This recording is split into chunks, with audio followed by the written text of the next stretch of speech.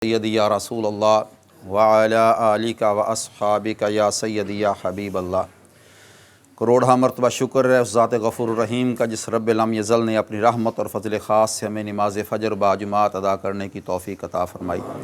अल्लाह रब्बुल इज़्ज़त हमें नमाज पंजगाना का बाजुमात और तकबीर उला के साथ इहतमाम रखने की तौफ़ीक़ अता फ़रमाई। बिलख़सूस अपनी रहमत और फ़ज़ल ख़ास से रमज़ानुल मुबारक के दरमियान होने वाली छोटी मोटी गलतियाँ कोताहियाँ अल्लाह ताला मुआफ़ फ़रमाए। आका अलैहिस्सलाम के सहाबी हैं हज़रत काब बिन मालिक रदियल्लाहु ताला अन्हु। ग़ज़वा तबूक का आका अलैहिस्सलाम ने ऐलान फरमा दिया कि तबूक के मुकाम पर हमने जिहाद करने के लिए जाना है। सफ़र बड़ा तवील था और इलाका भी काफ़ी दूर का था और मुसलमानों ने तैयारी पकड़ना शुरू कर दी। लोगों ने अपना सामान वगैरह इकट्ठा करना शुरू कर दिया। जैसे एक मुसलमानों में जिहाद का जज्बा होता था। जिहाद अल्लाह रब्बुल इज़्ज़त का हुक्म है, फ़र्ज़ है मुसलमानों पर और आका अलैहिस्सलाम की सुन्नत है। आका अलैहिस्सलाम ने करके दिखाया है जिहाद, और तारीख़ गवाह है जब तक मुसलमान जिहाद जैसा अमल करते रहे मुसलमानों पर कभी ज़वाल नहीं आया था। और जब मुसलमानों ने इस जिहाद से मुँह मोड़ लिया है, ये पूरी दुनिया में ज़िल्लत और रुसवाई का शिकार हो गए हैं। हज़रत काब बिन मालिक रदियल्लाहु ताला फरमाते हैं कि मुझे भी पता चल गया कि आका अलैहिस्सलाम तबूक की तरफ जा रहे हैं, तो मेरे पास उन दिनों में माल काफ़ी ज़्यादा था, दरख्तों पर फल बड़े लगे हुए थे और हालात कुछ ऐसे हो चुके थे कि दौलत आ रही थी जा रही थी, सब कुछ हो रहा था और मुसलमान तैयारी पकड़ रहे थे। तो मैंने सोचा कि मैं भी जवान हूँ, कवि हूँ, तेज़ रफ्तार हूँ, जल्दी काम निबेड़ लेता हूँ, तो मैं भी तैयार होके चला जाऊँगा। वक़्त गुज़रता रहा। चंद दिन बाद पता चला कि आका अलैहिस्सलाम अपने ग़ुलामों का पूरा लश्कर लेकर तबूक की तरफ रवाना हो चुके हैं। जब मुझे पता चला मैं बड़ा पशेमान हुआ कि मैं तो पीछे रह गया। फिर सोचा कि कोई बात नहीं, मेरे पास 2 ऊँटनियाँ बड़ी तेज़ रफ्तार सवारियाँ उस वक़्त मेरे पास मौजूद थीं। तो मैंने सोचा कि मैं पूरी स्पीड के साथ पीछे दौड़ूंगा तो चंद दिन के बाद इनके साथ जाकर मिल जाऊँगा। फरमाते हैं बस इसी शशोपंज में लगा रहा मैं कि बस आज गया और आज गया, बस अभी जाता हूँ, ये काम कर लूँ, अभी जाता हूँ, ये काम कर लूँ, अभी जाता हूँ। तो दिन गुजरते रहे तो फिर पता चला कि आका अलैहिस्सलाम वहाँ पर पहुँच चुके हैं तबूक के मुकाम पर। जब ये सूरत हाल पहुँची मुझ तक तो मैं ज़्यादा पशेमान हो गया कि जा भी ना सका और काम भी ना निबड़े, कुछ भी ना हुआ, उधर से भी रह गया। तो इरादा किया कि बस सुबह हो गया और शाम गया। पता चला आका अलैहिस्सलाम जिहाद से वापस भी आ रहे हैं। जिहाद मुकम्मल हो चुका है, ग़ज़वा तबूक कंप्लीट हो चुका है। तो मैंने सोचा कि अब क्या करेंगे यहाँ पर, इसलिए कि जितना अरसा मैं यहाँ पर रहा हूँ तो सिवाय शहर मदीना में मुझे औरतों और बूढ़ों के कोई नज़र नहीं आया। या वो लोग थे मुनाफिकीन जो तरह तरह के हीले बहाने बनाकर अपनी जान छुड़वा लेते थे, वही लोग मुझे नज़र आए थे और मुझे कोई जवान नज़र नहीं आया। तो जब आका अलैहिस्सलाम की वापसी का पता चला तो हम लोगों ने कहा कि ठीक है हुज़ूर अलैहिस्सलाम के पास चले जाएंगे और जो सीधी बात है वो बता देंगे। जब हुज़ूर अलैहिस्सलाम वापस तशरीफ़ लाए तो आका अलैहिस्सलाम का मामूल मुबारक था कि सबसे पहले आप मस्जिद में तशरीफ़ लाते, नमाज अदा करते, फिर उसके बाद सहाबा इकराम की तरफ मुतवज्जे हो जाते। उस दिन फरमाया आका अलैहिस्सलाम नमाज़ पढ़ा कर बैठे थे तो हम सारे के सारे जो ना गए थे हुज़ूर अलैहिस्सलाम के पास चले गए। किसी ने कहा कि जनाब मैं बीमार था, किसी ने कहा जनाब मेरे गोडे में दर्द था, मेरे घुटने में दर्द था, बाजू में तकलीफ़ थी, कमर में दर्द था, फ़लाँ कई बहाने लोगों ने बनाए। मगर आप फरमाते जब मैं सामने जाके बैठा ना आका अलैहिस्सलाम से कि तो आका अलैहिस्सलाम ने मुझे गौर से देखकर फरमाया तुझे किस चीज़ ने नहीं आने दिया। जैसे किसी बंदे के साथ ख़ास मोहब्बत होती है ना और ना जाने से तकलीफ़ होती है, हुज़ूर फरमाते हैं तुझे किस चीज़ ने नहीं जाने दिया। तो आप अर्ज़ करते हैं या रसूलुल्लाह सल्लल्लाहु अलैहि वसल्लम सीधी सी बात है, बस काहली पड़ गई, सुस्ती समझ लें, लापरवाही समझ लें, बस इस वजह से मैं नहीं जा सका, वरना मुझे कोई और बहाना मेरा नहीं है। ना मैं बीमार था, ना मैं अनफिट था और ना जनाब मेरे पास कोई माल दौलत की कमी थी, ना कोई मेरे पास सवारियों की कमी थी, बस मैं अपनी सुस्ती की वजह से रह गया। आका अलैहिस्सलाम ने इरशाद फरमाया ठीक है तुमने सच बोला है, बाकियों के भी बहाने सुन लिए थे ना। हुज़ूर अलैहिस्सलाम ने फरमाया ठीक है तुमने सच बोला है, अब तुम्हारे मुतल्लिक मैं अल्लाह के हुक्म का इंतज़ार करूँगा।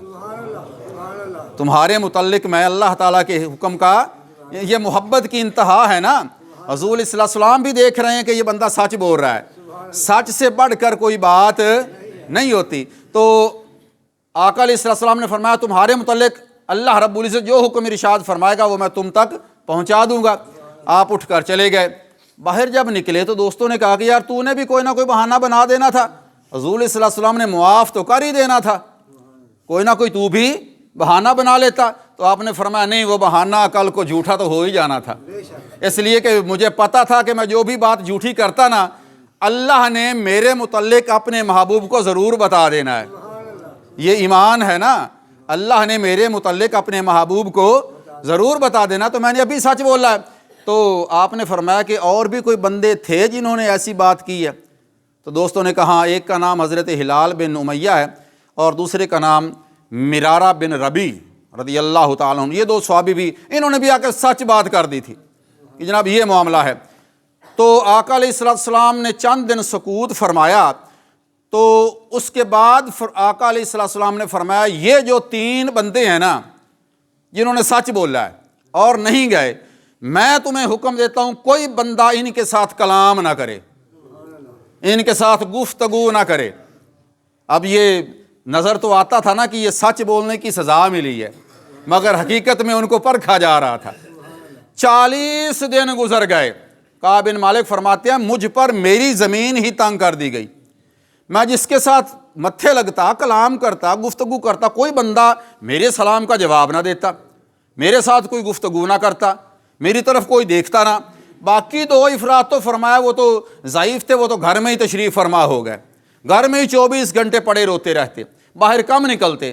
میں جوان تھا، قوی تھا، تو میں بازار میں بھی نکلتا تھا، لین دین بھی کرتا تھا۔ کسی نے میرے ساتھ کیا لین دین کرنا تھا، کیا گفتگو کرنی تھی میرے ساتھ؟ میں بڑا پریشان، ادھر جاتا کوئی بات نہ کرتا، ادھر جاتا کوئی بات نہ کرتا، اسی طرح سارا دن پھر پھرا کے میں واپس گھر آ جاتا، اور نماز میں حضور کے پیچھے ہی پڑھتا رہا۔ اور جب میں نماز پڑھنے کے لیے جاتا نا تو نماز پڑھ کر میں حضور علیہ السلام کی طرف دیکھتا کہ شاید حضور مجھے دیکھ رہے ہوں، تو جب میں حضور کی طرف دیکھتا صلی اللہ علیہ وآلہ وبارک سے، جب میں نظر چرا کے یوں حضور کی طرف دیکھتا نا تو حضور پہلے مجھے دیکھ رہے ہوتے، جب آنکھیں ملتی حضور چہرہ دوسری طرف کر لیتے۔ میرا دل اور زیادہ ڈر جاتا کہ پتہ نہیں اب اس حالت میں اگر مجھے موت آ گئی تو میرا کیا بنے گا، کہ اس حال میں دنیا سے رخصت ہوں گا کہ میں اللہ تعالیٰ مجھ سے ناراض ہے، میرا محبوب مجھ سے ناراض ہے۔ اور یہ توجہ فرمائے نا، صرف وہ صحابی ایک جہاد پر نہیں گیا، ایک جہاد پر نہیں گیا، اس پر اتنی پکڑ آ گئی تو وہ جو جہاد سے منہ ہی موڑے بیٹھے ہیں ان کا حال اللہ تعالیٰ کی بارگاہ میں کیا ہوگا، اللہ تعالیٰ ہدایت عطا فرمائے۔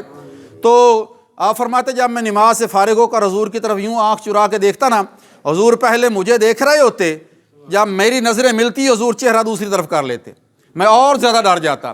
ایک دن فرماتے میں بازار میں سے جا رہا تھا، غسان کے علاقے کا بادشاہ تھا، اس کا ایک ایلچی بازار میں ندا لگا رہا تھا کعب بن مالک سے ملنا ہے، کعب بن مالک سے ملنا ہے۔ اب کوئی اس کو میرا بتا ہی نہیں رہا تھا، میں بازار میں سے اتفاقاً گزرا تو ایک بندے نے اشارہ کیا کہ وہ آ رہا ہے، بتایا اس نے بھی نہیں، بس اشارہ کر دیا کہ وہ آ رہا ہے۔ وہ دوڑا دوڑا میرے پاس آیا، اس نے کہا جی جناب یہ میرے بادشاہ کا پیغام ہے آپ کے لیے۔ اس نے کہا ٹھیک ہے جی دکھاؤ۔ وہ بادشاہ کا پیغام میں نے کھولا تو اس کے اوپر لکھا تھا کہ جناب مجھے پتہ ہے کہ آپ جیسے ذہین اور قوی اور جوان کا یہ حال ہو گیا ہے کہ شہر مدینہ میں آپ کے ساتھ کوئی کلام نہیں کرتا، اللہ تعالیٰ نے آپ کے ساتھ جناب یہ لوگوں کا جو کلام ہے وہ منقطع کر کے آپ کو ذلیل و رسوا کر رکھا ہے، تو آپ اس طرح کریں آپ ہمارے پاس آ جائیں، ہم آپ کو وزیر بنا لیں گے، مشیر بنا لیں گے، آپ ہمارے دین میں داخل ہو جائیں، اس معاملے کو چھوڑے جس میں ذلت اور رسوائی ہے۔ آپ فرماتے ہیں کہ جب یہ میں نے صورتحال دیکھی نا، خط پڑا تو میری آنکھوں سے آنسو جاری ہو گئے، اور سوچا کہ کعب بن مالک اب یہ تیری حالت یہ ہو چکی ہے کہ غیر تجھ سے یہ توقع لگائے بیٹھے ہیں کہ تیری اس ذلت رسوائی کی وجہ سے تجھ کو اپنے طرف پاس بلا لیں گے۔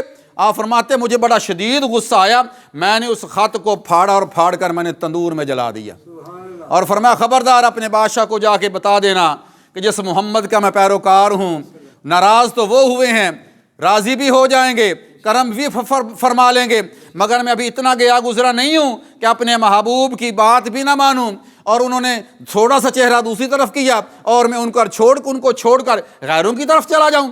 فرمایا ابھی میرا ایمان اتنا کمزور نہیں ہوا، جا کے اپنے بادشاہ کو بتا دینا۔ خیر وہ معاملہ چلا گیا، 40 دن کم و پیش گزر گئے۔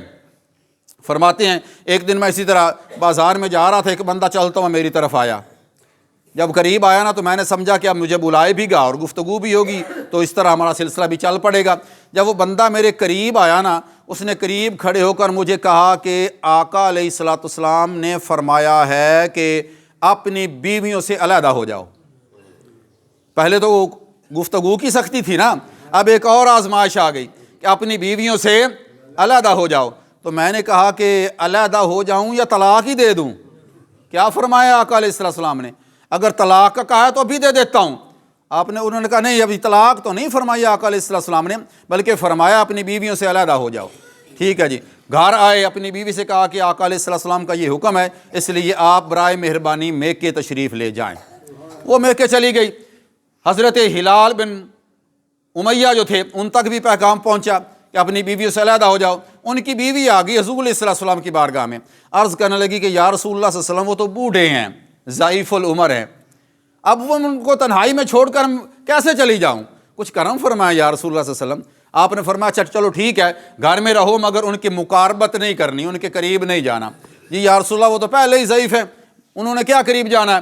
تو آقا علیہ السلام نے ان کو یہ رعایت دے دی۔ وقت گزرتا رہا، 10 دن مزید گزر گئے، 50 دن کا دورانیہ جب مکمل ہو گیا، آپ فرماتے ہیں کہ میں ایک دن اسی طرح صبح کی نماز پڑھنے کے بعد میں اپنے مکان کی چھت پر بیٹھا ہوا تھا، اچانک مجھے مسجد نبوی شریف کی طرف سے بلند آواز سے آواز سنائی دی، اے کعب بن مالک تجھے بشارت ہو، تجھے مبارک ہو، تجھے بشارت ہو۔